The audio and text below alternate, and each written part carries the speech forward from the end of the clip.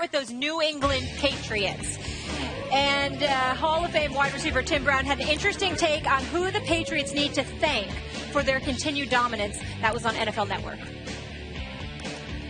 I tell people all the time, if Tom Brady would just start out every interview by saying, I want to thank the Oakland Raiders, then I'll be happy. Then I would let it go. But until that day happens, I'm not going to let it go. Because think about this.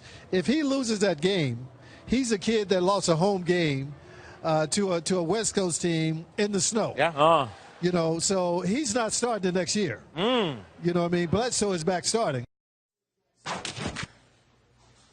I don't know if that's shade, Stephen A., or what exactly it is, but break it down for us. Do the Patriots owe success to the Tuck rule? Hell yeah. Absolutely. Without question. I said it. There's no doubt. Listen, every great story starts somewhere. Every great story has a starting point. That was clearly highway robbery. There is no doubt in my mind that the New England Patriots should have lost that game. That should have been ruled a fumble. There is no way on earth that John Gruden, Charles Woodson, Tim Brown, and the crew in Oakland should have lost that game because of that bogus rule. It clearly benefited them. Now, don't get me wrong. Nothing takes away from the greatness of the New England Patriots based on what we've seen thereafter. But if we want to sit up here, we have to be consistent as pundits, as commentators, and as fans when we talk about how something starts off, resonates, and what level of importance it has. If we want to sit up there and say it starts somewhere and you know what, something pivotal happened and this is what spearheaded the beginning of a dynasty, et cetera, well, what happens if New England does not win that game? I don't believe that Tom Brady would have been on the bench. I don't believe that he's somebody that would not have started because I thought he had an excellent season once Drew Bledsoe went down back in the day and he came and performed the way that he did. But at the same time, it still starts somewhere. And if you don't win that game, you don't get to a Super Bowl. And if you don't get to a Super Bowl, guess what? Who knows what's going to happen?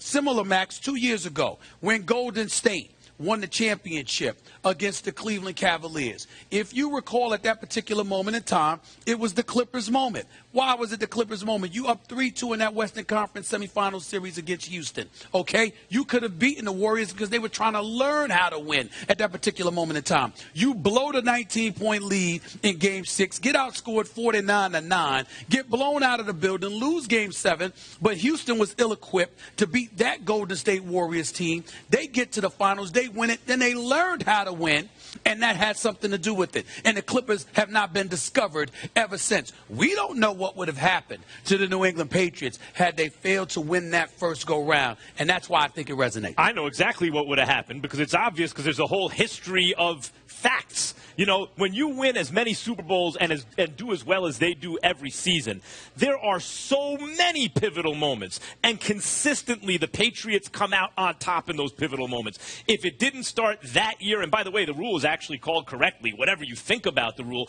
it had started the next year. And Tom Brady, obviously, as you said early, would have won the job, in training. He was going to be the starting quarterback. You don't wind up the greatest quarterback of all time.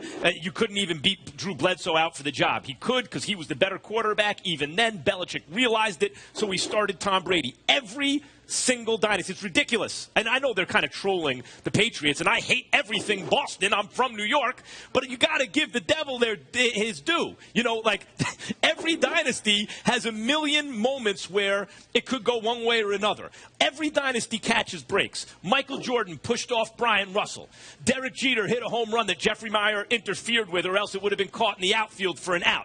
96, that was the Yankees' first World Series win. You telling me if they don't win that World Series that year, their excellence every subsequent year was just going to be something that didn't happen? Of course not. They would have gone on to win World Series. Michael Jordan would have still won the championship. The Patriots would still have a dynasty. You see, that's where you crossed the line right there. First of all, let me understand something. Let's understand something here. Don't you give me any comparison of Brady to Jordan, and I'm going to tell you why. With football, Jordan pushed off on Byron Russell. First of all, he already had 3 rings. Let's remember that. Secondly, and more importantly, I recall Michael Jordan not even getting beyond the first round to a point, but he still dropped 63 on Larry Bird and the Celtics in Boston, where Larry Bird called him God disguised as Michael Jordan. Coming off an injury. That's a straw man. I didn't compare Brady to Jordan. I compared the Patriots dynasty to the Bulls dynasty to the you Yankees brought up dynasty. Jordan. You brought up Jordan. The Yankees Did you mention dynasty. Michael Jordan? Did he get Did a you break say the name? Did he get you a break? say the individual name? Michael Yes Jordan or no? get a break? You didn't Yes say or the no? Bulls. You said Michael Jordan. Well, he's the one who pushed up Byron Russell. Excuse me. After he had 3 rings, he What's that got to do with anything? It has everything to do with it. It has nothing to do with it. So the first one, it can only take place the first time. If you catch a break on your first championship. Don't interrupt me when I'm getting on your point about Michael Jordan. Finish. I said to you, if you push off, right? But you're a 3-time champion who was already solidified yourself as the greatest. That is entirely different than a dude on a come-up filling in for an injured Drew Bledsoe, whose breath still smelled like Similac, was still wet behind the ears, hadn't won a damn thing yet, and got the rule called in his favor. No. For a dude that hadn't won a damn thing yet? That rule called in his favor. There was a rule on the book. It stunk. That they called correctly. They didn't just invent the rule at that moment or misapply the rule. It was called. They didn't misapply the rule. He didn't tuck the ball. He didn't tuck the. Really? Do you think I want to sit here and argue that a team? Sometimes I wonder about you. Sometimes I wonder about you. Representing essentially Boston got, cheated or got away with it. I don't know about you. I don't know about you. And the fact that it happened. What about okay? Let's shift to Derek Jeter and the Yankees. Derek Jeter hit a shot. Jeffrey Mayer caught it. It was called a home run. It probably wouldn't have really been a home run. You're saying that one event led to the Yankees winning 4 World Series? Not at all. The Patriots won 4 Super Bowls. No. Not the Super Bowl that year, 4 Super Bowls. I'm saying your starting point. You have to understand. Let's get back to the Patriots, because the nuance is very, very important here.